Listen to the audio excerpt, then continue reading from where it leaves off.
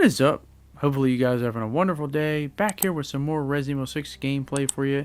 And today I'm going to be talking about my, I guess you can call Resident Evil 6 Piers hot take video. But I don't think it's much of a hot take as it is just kind of analyzing things and seeing how they play out. But I do want to state right from the beginning, I am not knocking Piers. I actually like him a lot. I think he's a cool character. It's a shame that he only got one game before they offed him. But that's just unfortunate how it goes. I'm not knocking him and my liking him because there's no bearing on what I'm about to say. But for the longest time, Chris Redfield has always been the joke of Resident Evil in terms of he's the guy that gets everybody killed. That he always, anyone who works alongside him has a huge fatality rate because everyone just happens to die. Unless your name is Jill or Sheva as well. But you get the picture. He's always getting everyone killed. And while I get that, I do want to also say that that's also true for other characters. Other characters in the Resident Evil franchise have gotten a lot of people killed unintentionally, not like they're trying to get them killed, but you get the point. But Chris has always been the one that gets the whole flack for it. I mean, even Dylan and Death Island made fun of him about it. But my point being, in Resident Evil 6, a lot of people also blame a lot of the people under Chris dying is his fault. But there's a huge asterisk because here's the reality. A lot of people that died in the Chris campaign, the soldiers, is not Chris's fault. In fact, the person you should be blaming is not Chris, but Piers. Now, before I get into why I blame Piers, as well as the rest of the BSAA, and not Chris, I do want to mention that, obviously, technically not the first chapter, it's actually chapter 2, but chronologically, the first part of the Chris campaign, I'm not going to blame anyone because, they get obviously surprised by Carla and she infects a lot of them. It could happen to anyone under their watch. It's not specific to either Piers or Chris. This is obviously what creates the whole painful repression of Chris's memories and having him basically leave the BSAA and go missing for 6 months. So I'm not going to be talking about it at this moment because it doesn't really matter. This could have happened to anyone under their watch. It's not just exclusive to Chris, but obviously something has to start the plot and it definitely moves things forward for Chris in a bad way. Where I'm going to start, where I blame things, is the aftermath. When Piers and the rest of the BSAA finally do track down Chris after being missing for 6 months. Now, I have no problem for them tracking him down, wondering what happened to him, making sure he's okay, wondering where he went. I get that. Obviously, he's Chris Redfield. He's a legendary hero of the BSAA. He's one of the most famous persons in terms of tackling bioterrorism. So I get wanting to know where he's at and seeing what he's doing, what happened to him, if he's all right. That all makes sense.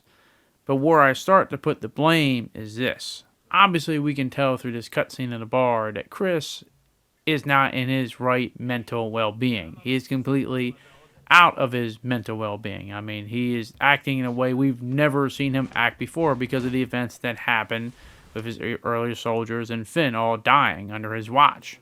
And obviously it messed him up mentally. Obviously he's not mentally clear to be doing a lot of things at this point. He needs help, whether it's through therapy, just having medical attention, talking to somebody, regardless of what it may be. The problem here is that it's not that Piers and the BSAA tracked him down. They basically are throwing this all at him like, hey, you don't remember anything. Okay, maybe he doesn't remember everything. Maybe he just clarified that. But basically getting mad and forcing him to remember these painful memories. And I get it if you want to get him back to where he is.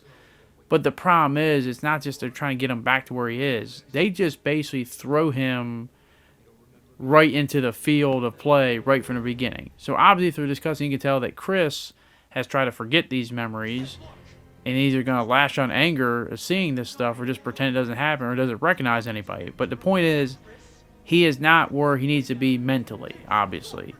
So what do you do when you have somebody mentally not there, have repressed memories, is just trying to forget everything and doesn't even recognize half of you? Well, obviously, you put him out in the field of play to basically fight bioterrorism. And not just put him out there in armed duty. You have him lead a unit where you basically have him, you entrusting men with their lives under a person who's mentally unstable. Now, yeah, that's just kind of dumb. That's really dumb, Piers. I mean, I like you and all, but that's just plain idiotic and stupid. And the sad part is, he makes it seem like, oh, it's his fault that, all these men died. You got to owe it to him. But it's like, okay, well, so what are you going to do when you force him? And basically, that's what they did. They forced him to go along and lead this team again when he's mentally not there. So what's obviously going to happen? Well, you guessed it. A lot more people are going to perish and die. And what I find funny is that Piers acts so shocked and, oh my God, like, how can you do this? How can you do that? How can you run in there and do a kamikaze stunt like that? Or, you're letting your anger cloud your judgment. It's like, Piers, he's not in his mental well-being. In real life, in this type of situation, the person would be nowhere near armed service duty or whatever they might be doing in terms of, like, army or military service or some organization fighting terrorism or something like that. They're not going to be in the field of play as well as, let alone leading a team where people's lives are entrusted to the leader if he's this mentally unstable that you can tell either through instant anger or repressed memories. It's like, what did you expect was going to happen? Like, Piers, if you have a brain in your head, maybe you still want Chris there. You still want to bring him along and maybe slowly wheel him in. I get it. But maybe you could have stepped up and been the leader, commander of that role and just have him slowly, get back to where he is. But no, you just force this role upon him and then you get mad at him when clearly what did you expect was going to happen? I mean, at this point, you should have been like, okay, this is not a good idea. We need to worry about our safety of our unit. But no, you keep forcing Chris and keep getting mad at him when it's like, dog, how do we have to spell it out to you? Chris is not, he's not mentally clear to be doing this right now. And the longer you keep doing this, more people are going to die.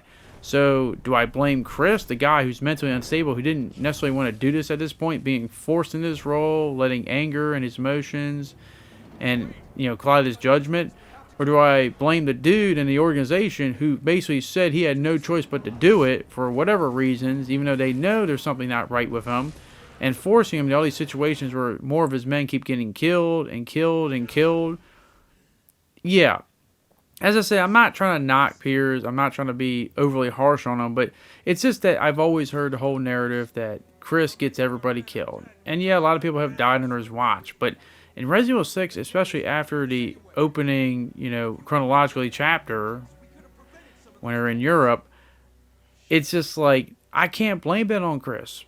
Because what else it'd be like the equivalent. I know maybe this isn't a good analogy in terms of mentally, but it'd be like if I'm a football player, I'm a quarterback, right? And I kind of like break I break my leg, all right? Or I can barely use my leg. I'm limited in my mobility. I can barely move. And I'm the quarterback. And obviously, I'm not going to be playing. But then the coach or whoever forces me and says, oh, I have to play. I have no choice. I got to play. No matter what, I just got to play. So I go out there and play, and I play terrible because one hit makes me very tentative. I'm a shell of my former self because I can't move. My mobility is limited.